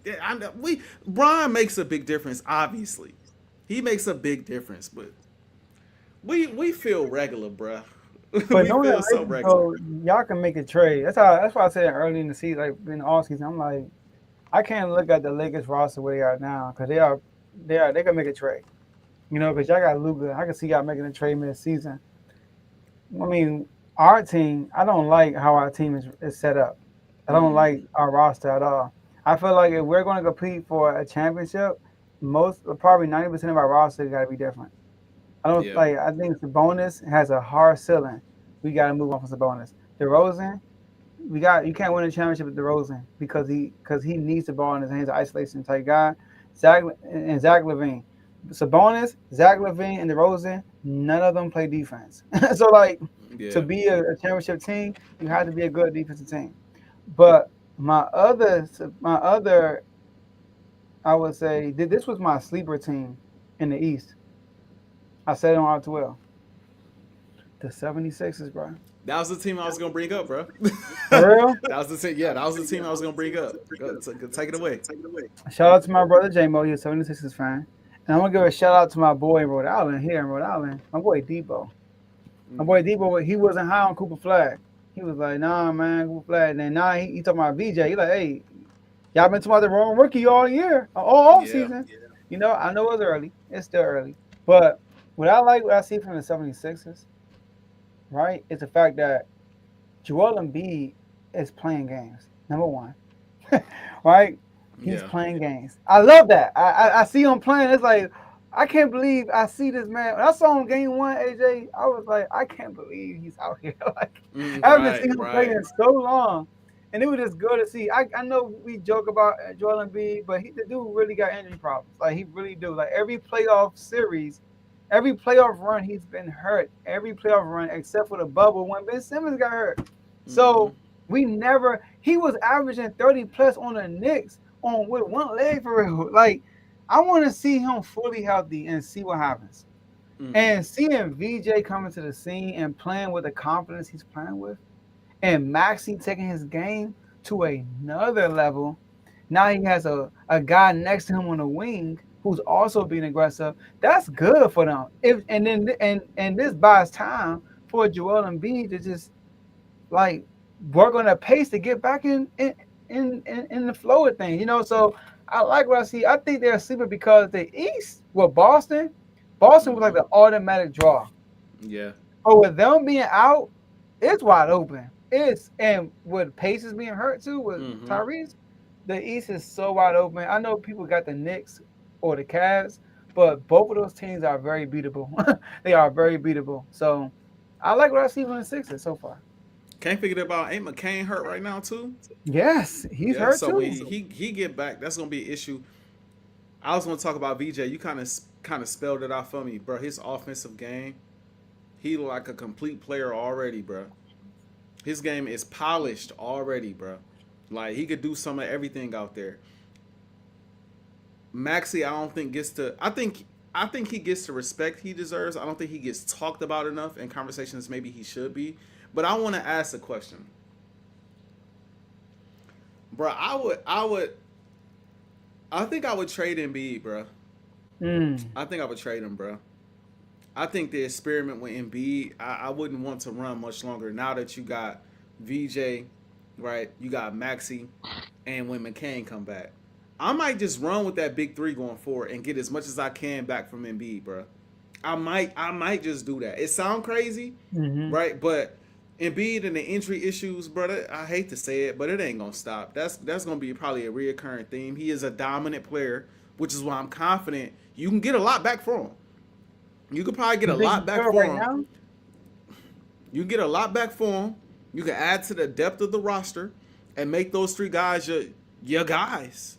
I think that you. I think I'm trading Embiid, bro. I think no matter, and I think the Mm-hmm. only way I don't trade him is if he proves, like, let's just say before the trade deadline, he's only missed a few games and he been dominant, and his chemistry with those guys has been immaculate. Then it's like, you know what, I ain't gonna touch it. I'm gonna let it rock because maybe we could win a championship.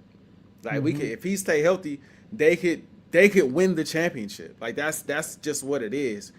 But like, if we get through the season and he up and down and he can only play but certain nights, and the few nights he play he get hurt and all that, I'm moving on, bro.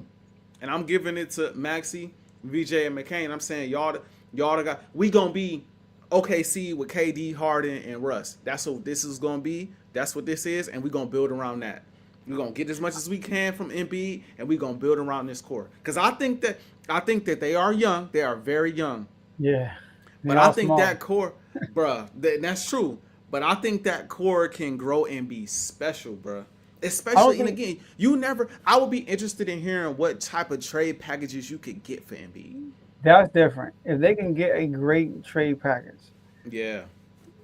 but it's a big man's league, man. You know, I mean, unless you the Pacers was different last year, but like Is usually it a big man's league though? think about it. You not like a center. I don't mean like Okay. center. Like three guards. You know what I mean? Like I don't know about that. You know what I mean? I Like mean, think hold about. on. I mean, not to cut you off, but Boston, Drew Holiday, Bro, they got Jason Tatum. Tatum. Tatum is 6'9". That's true. That's true. That's You know what true. I mean? Like he's 6'9". Like, outside of I mean, Pacers, bro. OKC not super big. Bro, if they, bro, I SGA mean, they what? got they got Chet and home and They had two Chet and centers, bro. what's the name? But Hartenstein, they're not like they're. bro. SGA's a starting point guard. He's 6'6". Like they got size, bro. I'm I telling you, feel they you. got I feel size. you. I Like feel like you. when you're small, defensively it's tough. And in the playoffs, you can get like McCain, bro. Like he's small. Maxey is Yeah. small, bro. They're not Yeah. defensive guys. Like, I think McCain's more of a defensive guy than Maxey, but they're not defensive guys. And I would say if you can get a player plus a bunch of picks back, do it. Do what you gotta do because he's been hurt every year. But if you can ride out this year, because there's no rush, it's not a lot of pressure on him this year. The man last game he played 20 minutes and had 25. So Embiid is he still got it. He just gotta like we just need you to be healthy for the playoffs. That's all they got. They're like, bruh, we don't need you to play back to backs. If he's 100% in the playoffs, they feeling good. They feeling good. So I would say go through the season, see what happens, bro. Because the East is too wide open for you to trade him, bro. Like y'all have an opportunity to probably get to the finals if I he's feel fully that. healthy. I feel Now that's if a y'all in valid the point. West, trade him, bro. Y'all ain't getting to the finals. Right. No, that's a valid point. That's a valid point. If he's healthy, and that's why I said I would observe it. I would see how they looking around the trade deadline. No, facts. Is I'm he with that. healthy? Is the chemistry there? Are they flowing? Is it meshing well? That's how I will make my decision. But I'm just saying, if you look up and he did already missed half of the season, and it's not due to load management, it's due to he got an eye injury and he got a knee injury and he got an ankle. Then it's like, you know what? I might just be like, listen, bro. We 9 times out of 10, if that happens again, he's not gonna be healthy for the playoffs. So we're not gonna Yeah, win. Like I'm it's with probably you. not gonna happen. So might as well get what we can for him Mm-hmm. and So what move happens? forward. But I'm with you on that. I'm with you on that. you know, You ready for the pick'ems? let's knock him out. I know you pretty excited about how it's looking now. Yes, sir. Let's show the people what it's looking like. Now I want to let the people know my record didn't get a lot better. I've been staying kind of kind of stagnant, kind of just, calling it down the middle. 50-50. It's been 500. But JJ, Joe Jordan, he looking like the 23 Eagles right now. He looking just a downward slope right now. That's how it's looking. He looking like the 23 Eagles right now, man. He done lost to Seattle. He done lost to the Cardinals. He done lost to all the. It's just a downward slope right now, man. And I'm like Dallas. I'm just staying where I'm at. I'm just staying where I'm at. Might end up sneaking a dub out, man, when it's all said and done. I do want to say this too. Sorry. Giannis is not being talked about enough. Oh yes. Giannis tonight, 37 and 8 and 7 assists. The night before, 40 and 14 and 9. The night before, 31 and 20. The night before, 37, 14 and 5. So yeah, he hooping. But they're not gonna go far in the playoffs because they ain't got no depth, bro. They ain't got no running mate. So this year you're not picking. We never did a predictions. We didn't. We can save it. All right, Let's save it. Okay. Okay. We save it. We can save it. Because my predictions, let's just say, whenever we make the predictions, let's just keep them from what they was going to be in the preseason, minus what we've seen so far. You can't just say. It's next episode. We're just. I'm with you. Facts. Based on what we thought before the season. I already got mine. Facts. Okay. And mine looking pretty good, too. I feel that. Back to back. But anyways, they are the champs. They are looking good. I will say that. They just beat us, but it's hard to repeat though. It is. It's hard to repeat. And they getting everybody's best shot right now. So and they still 5-0. You're right. That's true. That's true. Early. All right, let's get it. Go ahead. First, you got okay. First game, we got the Rams. I'm sorry, not the Rams. We got the Ravens in Miami versus the Dolphins. The Ravens are favored in this game, -7.5 on the road. I'm going with the Ravens. Me too. Next, we got. I think Lamar gonna come out rolling. I ain't gonna lie. I think he'll come out rolling. Yeah. Let the people know that this is we were betting. We were doing the betting line, not the game. Yes. Betting. That's why our records look like this, y'all. That's why. When we was doing just picking head up, we were killing. We was killing. You know what I mean? But the lines are weird. So next we got the Chicago Bears at the Cincinnati Bengals. The Bears are favored in this matchup, -2.5 on the road. I think I'm gonna go with the Bengals, bro. With plus 2.5. I wanted to also. Yeah, fresh off a loss. The Bears struggle against the Ravens defense. So let's do that. And they on the road too? Give me the Bengals. Yep.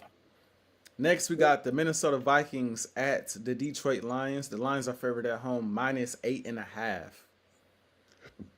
And I keep on forgetting to do this. 84% of people agree with the 8.5 spread in favor of the Lions. And this could be a trap game, but I'm gonna go with the Lions because J.J. McCarthy coming back too.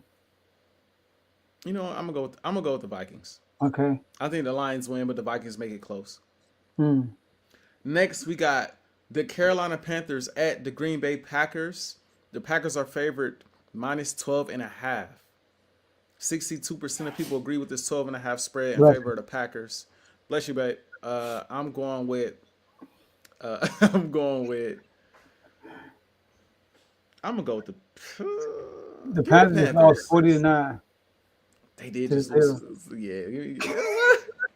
Yeah, you're the Packers. Give me the Packers. Yeah, the Packers are home. You know how the Packers are at home, bro. That's true. Oh, that's gonna be a test for us. But that's 12.5 though. That's a lot of points. I'm gonna go with the Packers though. Yeah, and they got like a long week. They just played Thursday night, so they got like a mini bye. So I'm gonna go with the Packers too. Yeah.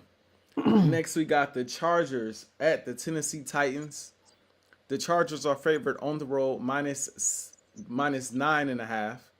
84% of people are rocking with that 9.5 spread in favor of the Chargers. I'm going with the Titans. I think I'm gonna go with the Titans too. I'm not gonna lie. I think I'm gonna go with the Titans too. Actually, no. I'm gonna go with the Chargers.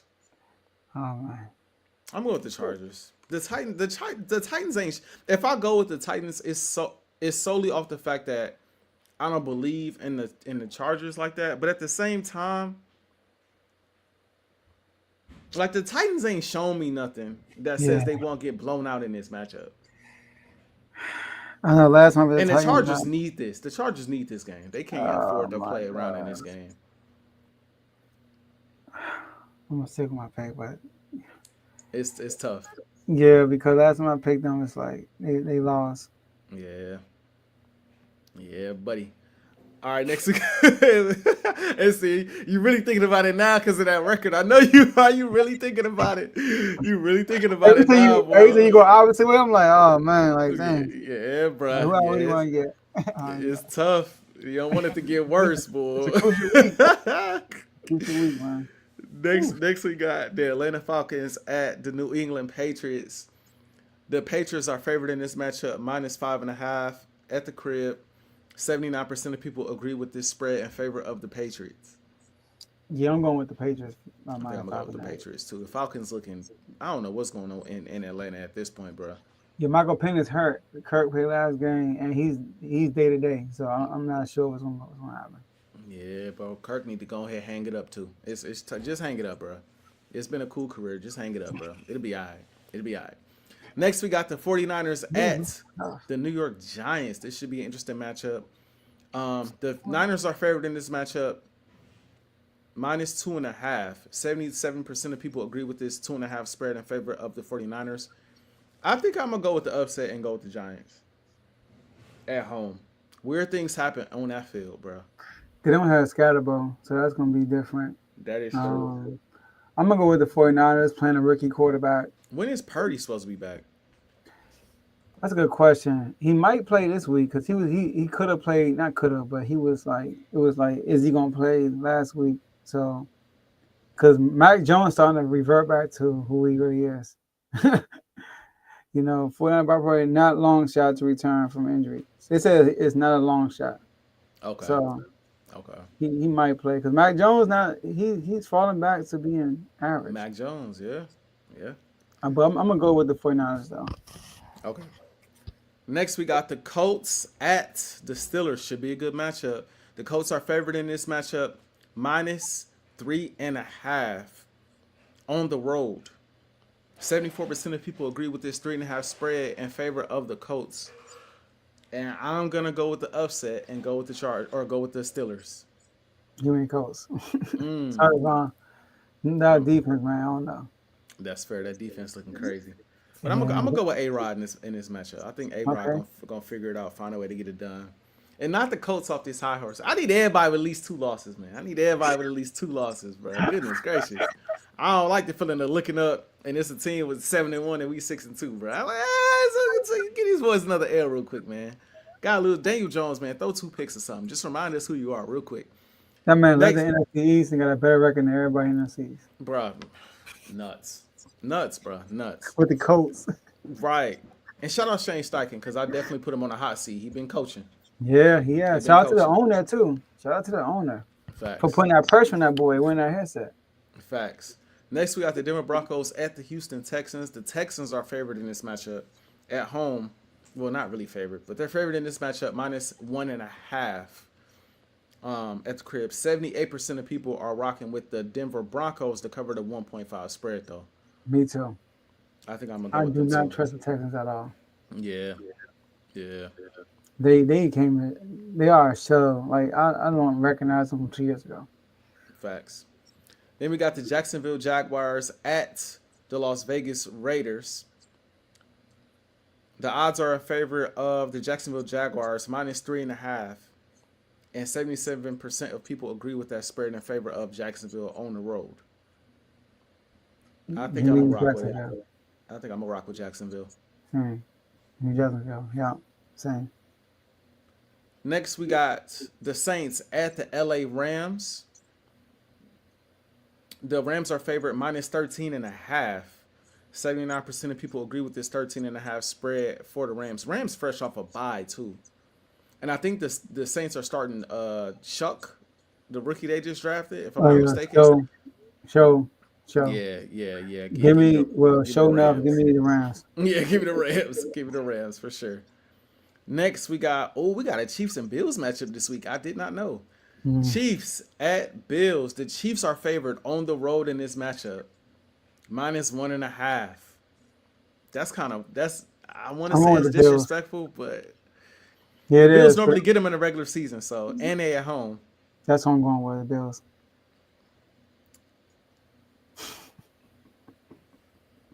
The Chiefs hot. I'm gonna go with the Chiefs. They hot right now.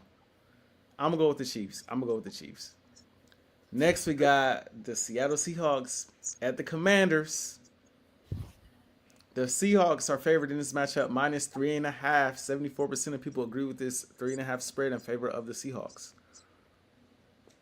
If Jaden plays, I'm gonna rock with the Commanders at home. Oh, what? Okay. I'm gonna pick him at home to win this matchup. Okay. The spread or the matchup? The matchup. Okay. I think I'm gonna pick them to cover spread too. Actually, I'm in this no, specific no. match. No, we're not favorite. Well, that's So what I'm saying. Well, I'm picking. I'm yeah, saying. Well, yeah. Well, obviously, if I pick them to win, I'm picking them to cover the spread. I give got them me. winning. I got them winning this game.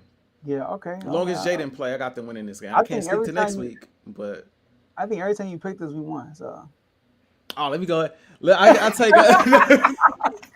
Nah, I'm gonna stick with it. I'm gonna stick with it. I'm gonna give me stick the with the Commanders too. Commanders. And obviously, you got the Commanders too. I'm assuming. Yes, sir. Okay.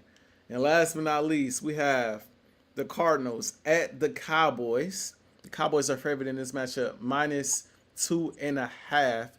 85% of people like this spread in favor of the Dallas Cowboys. This is tricky because they play. Kyler Murray's coming back, and Kyler Murray, he played. He's from there. Like he played well in that stadium. Yeah. And last night he played there, he tore him up. But it's Monday night, and Dallas is really good at home, though. I'm gonna go with Dallas. Yeah, I want to go with Dallas, but I'll go with the Cardinals. I feel that. You need them to drop a game. You need them to drop a game. To be honest with you, I ain't trying to respect them, but like, I'm looking at the other teams. I'm looking at Dallas, bro. I think Dallas they defense is so bad, bro. Yeah, that's true. They're not gonna make it. They're not gonna make it. That's facts. So give me the Cardinals though. And that's it. That's All it. right, For let's the get it. pick'ems. Just wrap Yes, them sir. up. Hopefully, I can create some separation, or you gonna pass me. One or two is gonna happen. One or two definitely gonna happen this week. That's So, definitely gonna happen this week. but shout out to the whole R2L network. Shout out to the whole R2L family. Shout out to everybody on Time Out for Time Out. And Commanders, man. Like I still got confidence in y'all. Like I am not, like some of these fans that we got in our community that be tripping. I'm here. Win, lose, or draw. But we're gonna get more winning going forward. So I'm excited about that. And Eagles, y'all flying high. I understand. You have every right to feel the way you feel. But we'll see y'all, at the end of the season when those games for us at least will matter. So we'll see y'all at the end of the season. And the Kings, I love y'all, but y'all the complete opposite from the Commanders. I have no hope in you. Like I just don't. Y'all not gonna do nothing. Like the moves we made just to please the fans, for real, like to get some excitement. Maybe Westbrook get a block or two. I don't know, hit a three and talk trash to the opponent. But we're not doing nothing. We get to the play-in, we getting bounced. We get to the playoffs, we getting swept. I mean, we're not going to do nothing. So I'm just a fan of the whole NBA. Shout out to Wimpy. Yeah, man. My last words. Shout out to everybody that watched. Thank y'all for tuning in. I don't know what happened with my connection. That was kind of wild. That's the first time that's happened to me on this show too. So, wow. But appreciate my guy JJ Joe Jordan for holding it down while I was away, getting us right back to that MVP conversation for my boy. Y'all know how that goes. Y'all know how that goes. But yeah, appreciate everybody for tuning in. Eagles, continue. No, let's start with the Lakers. Lakers, listen, bro, just make it entertaining for your boy. Luka get healthy, Bron get healthy, and we'll see what we got. We should be. I don't know. It's weird because last year we ended up being the third seed. You would think adding Aiden, just one big, will make us a little better. I found it hard to believe we'd be the third seed again. But Luka was going crazy, so I would like to see the whole team healthy before I make any type of drastic conclusions. But right now, like I said, we look mid. It just is what it is. Lakers, I catch y'all when I catch y'all because it's still football season in my mind. Birds, y'all know what it is, man. Enjoy the bye week. Listen, for the people who think AJ Brown's getting traded, how are we not trading AJ Brown, bro? All right, it's too much of a hit on the salary cap. You know what I mean? He's too good of a player, and we are in our championship window right now. We're in our championship era. Forget a window. We in the era right now. This is some of the best Eagles football we've seen over the last 4 years. How are we not making that type of move right now? Number one in the NFC East, number two in the NFC. It would just be stupid. And how are we not a stupid guy?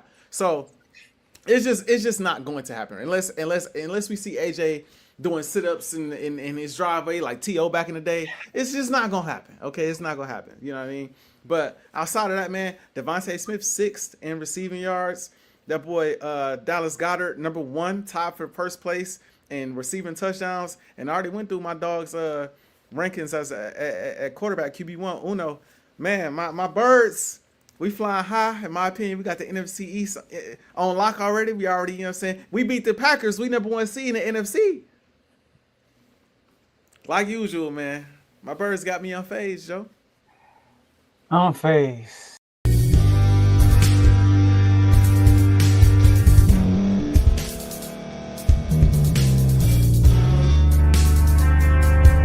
Thank you for staying to the end. If you're watching this on YouTube, please like this video, subscribe, and also hit that notification button so you can be notified next time we put out a video. If you're listening on any podcast platform, subscribe and hit that notification button, y'all, so you can be notified we put out another podcast audio.